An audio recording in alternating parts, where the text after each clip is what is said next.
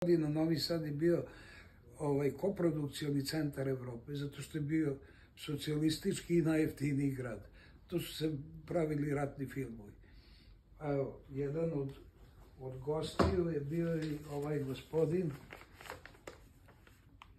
To je Clint Eastwood. Onda imamo Anthony Quinn, čuveni Grk Zorba, je slikao u ovom ateljeu s mojim tatom 2 nedelje kao amater slikar, zato što tih glumaca je bilo puno, zato što je iznad mene hotel. Pa tu su stanovali, onda Charlton Heston je svaki dan džogirao, Geraldina Chaplin imala momka novosađene koja je terao njen Jaguar. Ja sam igrao sa Jane Birkin gore na terasi, a tu su priče iz istorije neke.